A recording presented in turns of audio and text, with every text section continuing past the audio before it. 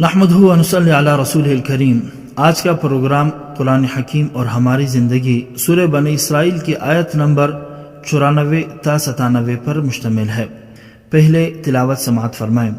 اعوذ باللہ من الشیطان الرجیم، بسم اللہ الرحمن الرحیم۔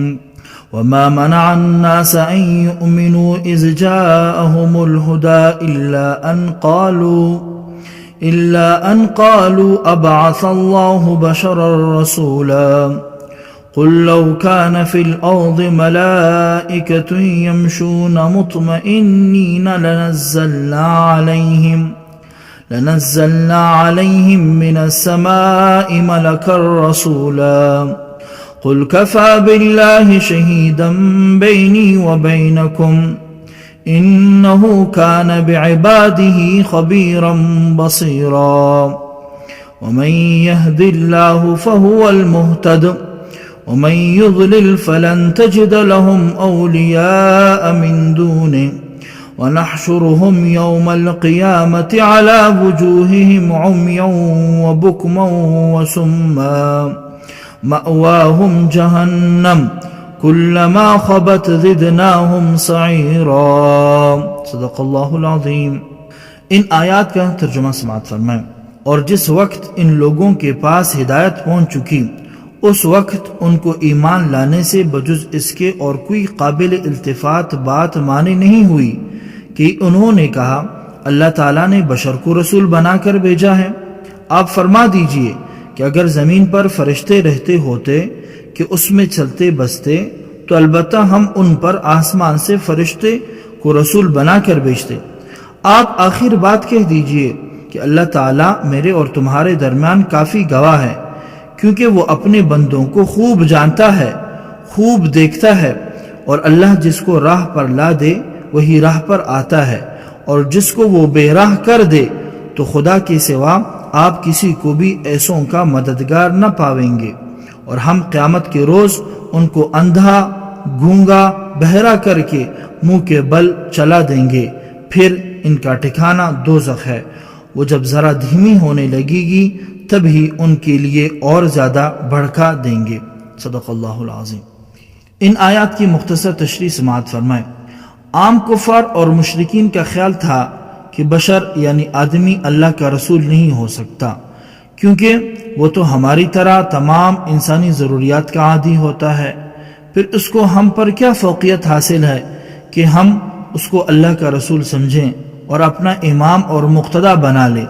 ان کے اس خیال کا جواب قرآن کریم میں کئی مختلف عنوانات سے دیا گیا ہے۔ یہاں ما منع الناس میں جو جواب دیا گیا ہے اس کا خلاصہ یہ ہے کہ اللہ کا رسول جن لوگوں کی طرف بھیجا جائے وہ انہی کے جنس میں سے ہونا ضروری ہے۔ اگر یہ آدمی ہے تو رسول بھی آدمی ہونا چاہیے، کیونکہ غیر جنس کے ساتھ باہم مناسبت نہیں ہوتی اور بلا مناسبت کے رشد اور ہدایت کا فائدہ حاصل نہیں ہوتا۔ اگر آدمیوں کی طرف کسی فرشتے کو رسول بنا کر بھیج دیں جو نہ بھوک کو جانتا ہے، نہ ہی پیاس کو، نہ جنسی خواہشات کو، نہ سردی گرمی کے احساس کو، نہ اس کو کبھی محنت سے تھکان محسوس ہوتی ہے، تو وہ انسانوں سے بھی ایسے ہی عمل کی توقع رکھتا، اس کے پھر کافی نقصانات صادر ہوتے، انسانوں کی کمزوری اور مجبوری کا بالکل احساس نہ کرتا۔ اسی طرح انسان جب یہ سمجھتے کہ یہ تو فرشتہ ہے، ہم اس کے کاموں کی نقل کرنے کی صلاحیت ہی نہیں رکھتے، تو اس کا اتباع بالکل نہ کرتے۔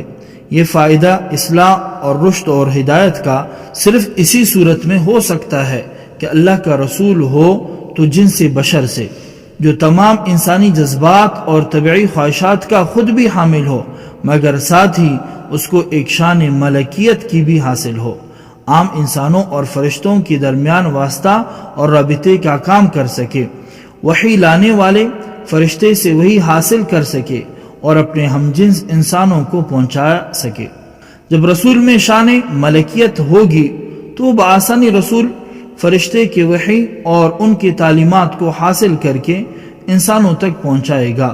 اس سے یہ بات بھی معلوم ہوئی کہ شان ملکیت ہی کی وجہ سے آپ صلی اللہ علیہ وسلم انسانوں کی طرح جنات کی بھی نبی تھے، کہ آپ نے جنات کو بھی دعوت دی کہ وہ اسلامی تعلیمات پر عمل کریں۔ جنات کے ساتھ براہ راست ملاقات کرنا اور ان کے پاس جانا یہ ہر انسان کے قبضہ اور قدرت میں نہیں ہے۔ آگے ارشاد فرمایا کہ تم انسان ہونے کے باوجود جو یہ مطالبہ کرتے ہو کہ ہمارا رسول فرشتہ ہونا چاہیے، یہ مطالبہ تو نامعقول ہے۔ البتہ اس زمین پر فرشتے آباد ہوتے اور ان کی طرف رسول بھیجنے کی ضرورت ہوتی تو فرشتے ہی کو رسول بنایا جاتا۔ اس میں جو زمین پر بسنے والے فرشتوں کا یہ وصف ذکر کیا گیا ہے کہ یمشون مطمئنین، یعنی وہ فرشتے زمین پر مطمئن ہو کر چلتے پھرتے ہیں۔ اس سے معلوم ہوا کہ فرشتوں کی طرف فرشتوں کو رسول بنا کر بھیجنے کی ضرورت اسی وقت ہو سکتی تھی جبکہ زمین کے فرشتے خود آسمان پر نہ جا سکتے بلکہ زمین ہی پر چلتے پھرتے رہتے، ورنہ اگر وہ خود آسمان پر جانے کی قدرت رکھتے تو زمین پر رسول بھیجنے کی ضرورت ہی نہ رہتی۔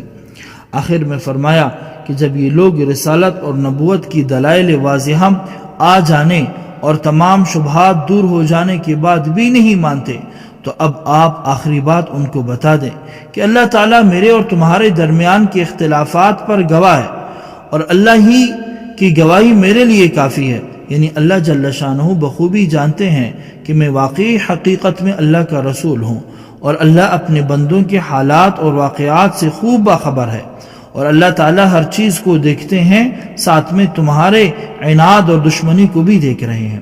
آگے ارشاد فرمایا کہ ہدایت دینے والی ذات اللہ کی ذات ہے، وہ جس کو ہدایت دینا چاہیں دنیا کی کوئی طاقت اس کو گمراہ نہیں کر سکتی، اور اگر اللہ جل شانہ کسی کو گمراہ کرنا چاہیں تو دنیا کی کوئی طاقت اسے ہدایت نہیں دے سکتی، اور ایسے لوگ اللہ کی مدد اور نصرت سے بھی محروم رہتے ہیں۔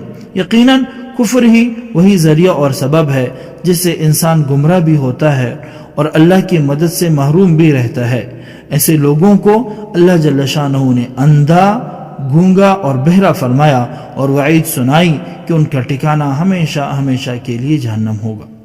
آج کا پروگرام قرآن حکیم اور ہماری زندگی میں سورہ بنی اسرائیل کی آیت نمبر 94 تا 97 میں اللہ جل شانہ نے کفار کی شکوک اور شبہات اور ساتھ میں ان کی جوابات کا تذکرہ فرمایا۔